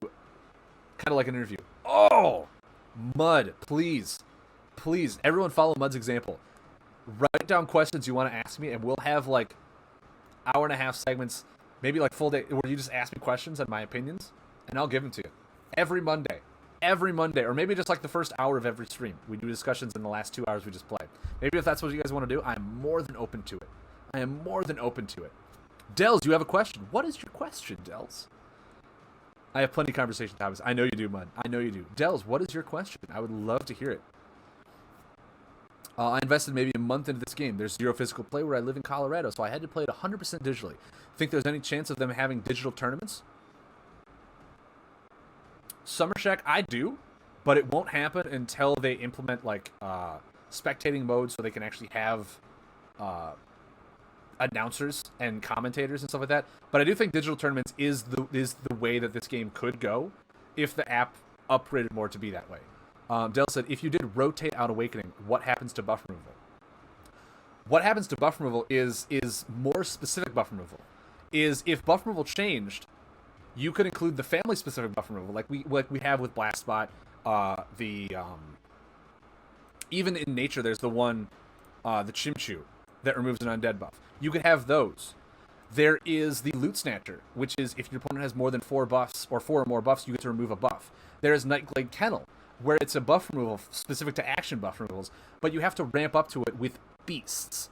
If you removed things like Crystal Leech and Shadow Puppet, the very powerful, very generic buff removal, you can open up very specific buff removal that either require you to, like, you know, use family aspects like Nightglade Kennel, where they only work in beast buffs or beast decks, or like undead cards, or something like that, where it's like, hey, if you have 5 or more undead buffs in your discard pile, remove an action buff, or something like that, or like discard an undead to remove, like something where it's along the lines of discarding or interacting with the board state or doing something in a specific way to then remove action buffs, or just remove buffs in general if it's a really big payout.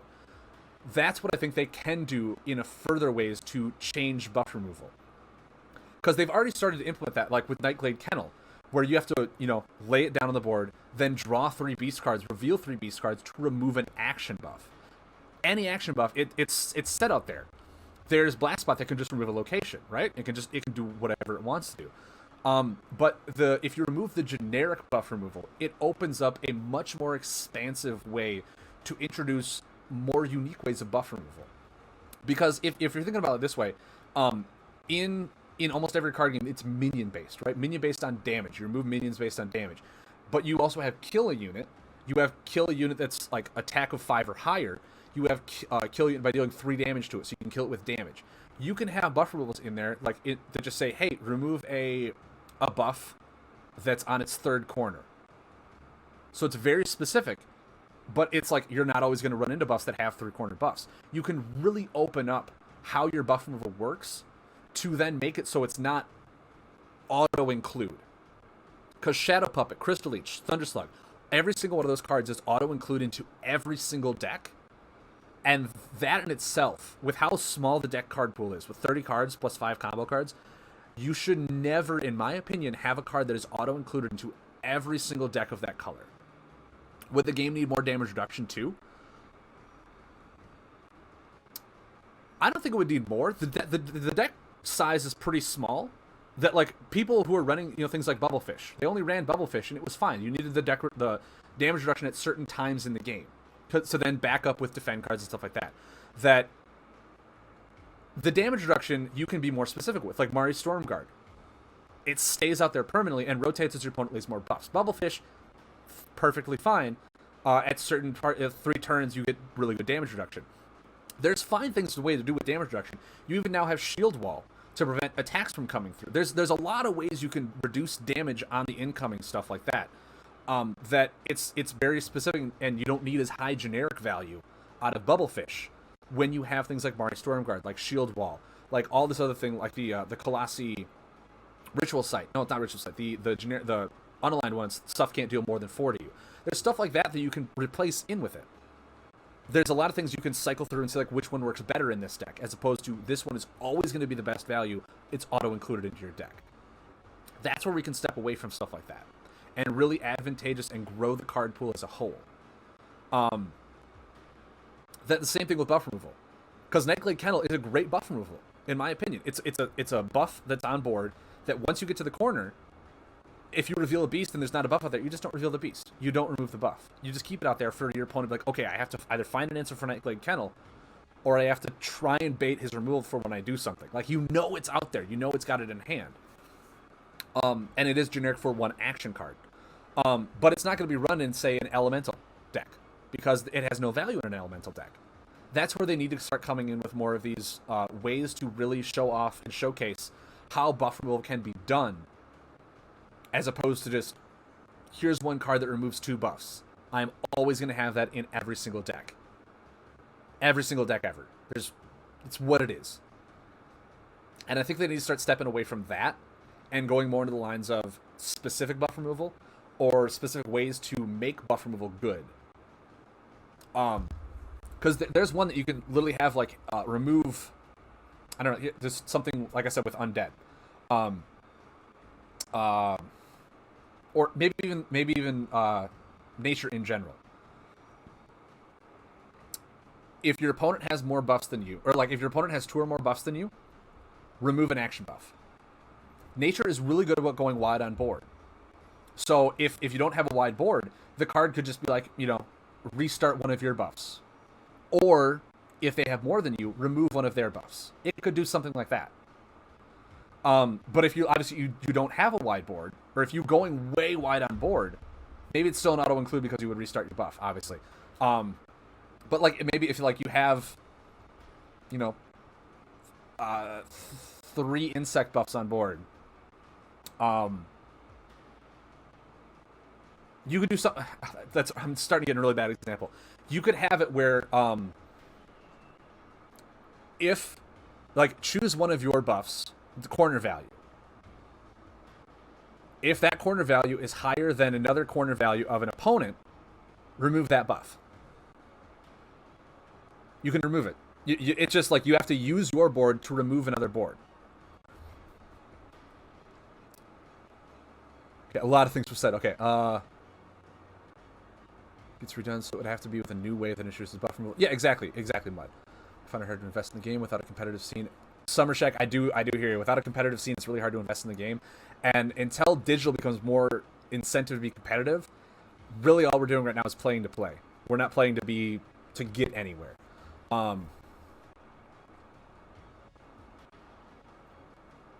Den Mother with Iron Bark? Yeah. That'd be amazing. Den Mother with Iron Bark would be amazing. Would the game need more damage reduction? No. There's too much damage reduction. Or make all damage reduction clunky corners. The ones that block all damage reduction for 3 turns are too strong. In my opinion, they kind of are. The numbers need to be dwindled, and they could be like Wall of Bones, where they're small, but they get conditional increases based on your board state, based on what families you have in board.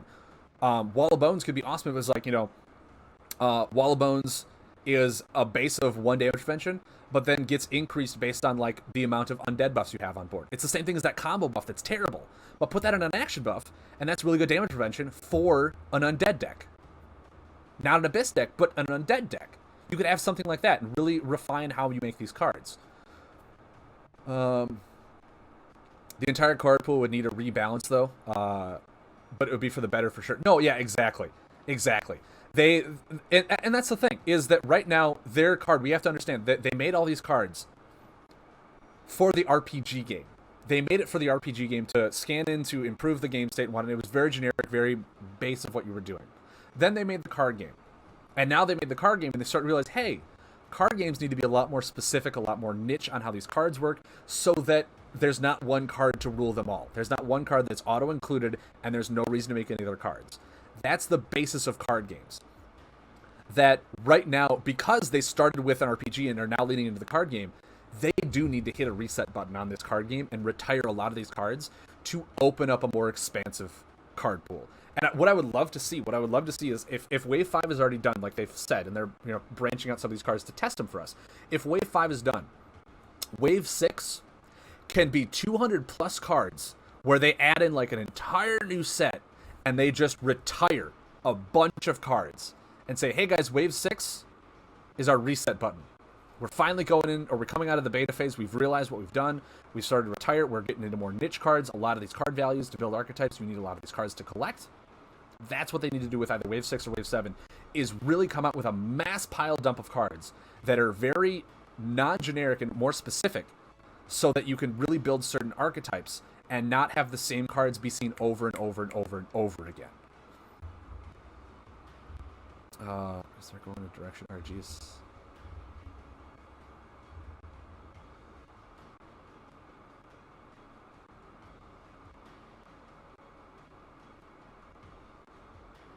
Wall of Bones is the strongest one because of that. Do you disagree that it should be something along the lines of increases due to family? Because then it's only used in that family archetype, and then open other damage reduction up to something else? Or are you saying that, like, don't have it? Okay, Bones can potentially block 18 damage or stall the opponent for 3 turns. Oh, clunky corners. All damage. Ooh, I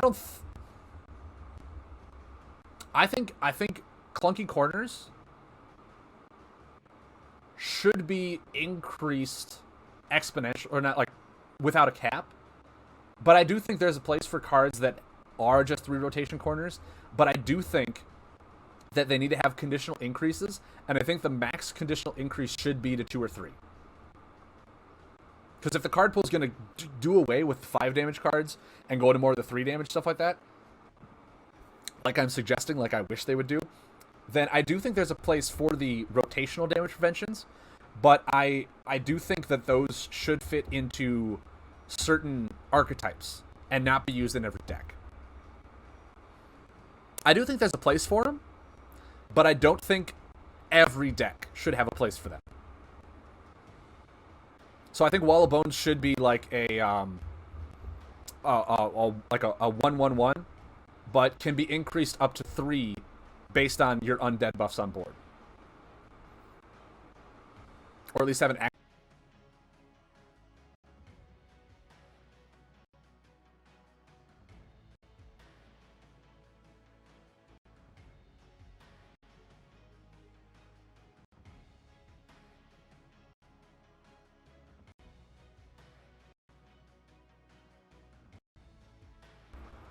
Yeah, no, that I completely agree with that. I think that some of those damage reductions should have like an X or something like one turn in the middle of them or somewhere where it just doesn't work for that turn, and then your opponent can try and line up a way to get through that wall. Or if it is on the first corner, like I said, have that Chimchu that's like prevent 4 and then next turn heal for 2. That's fine. You prevented it for 1 turn when you knew the turn was happening, so you could really prevent it and all this other stuff. But it would really lead into more of a broadened horizon of which ones you want to include in your deck, because they're not all going to work the same way, and you really want to get the most bang out of your buck from the cards. So you're going to want to switch out some of these cards with the ones that are working better than others, based on the archetype that you're trying to build. Yeah, because like if you look at Match of the Gathering, burn decks don't have minions, but that's a very minion-based board, and it's like buffless aggro. But burn decks don't run a whole lot of kill a unit. They just do damage to them. So you could... I'll shut up so you can play. Well, I'm going to take a break quick and come back and then we'll play. But yeah, they need to do something with their card pool. They need to refine it. They need to retire out a lot and bring in just a mass card dump to really broaden the archetypes they're trying to do. Because right now, the discard archetype, I feel is fun. I feel can be very fun to do. But nothing is better than the Abyss package. So in Dread, if you're not running Abyss, you're not playing Dread competitively. And I'm not saying there shouldn't be like one archetype that's just better at certain starts in the game. Because like, you know, in Hearthstone right now, there's not going to be 3 different types of warriors that are all equal. There's going to be some that are better than others. But it's because the card pool is advancing them. Abyss, the Abyss package has been consistently the best way to play Dread since Awakening. And that's where they should see a sign that, hey, how are we going to advance this if we don't retire some of the cards and make some certain archetypes better than others, and then not make cards for that archetype and advance other archetypes every wave, so that we see a fresh, cyclical way to make the game fresh and balanced. That they really need to do that. They really do need to do that. So with that being said, guys, I'm going to take my break. We'll come back. We'll try and build a nature deck. There's a lot of insect cards that we got, and I am a fan of insects. God, I could make a video on how much I want them to do the right thing with insects. But that's maybe for another YouTube video. I don't know, because I don't feel like insects are refined enough to the point where they're their archetype yet. They've fit in their archetype, where beasts are heavy aggro, where forest buffs are build a wide board, do stuff with them. Insects need their own niche, and I feel they have yet to find out what they want to do with it. But give me 1 second, guys. I'll be right back, and we'll play some nature, okay? 1 sec.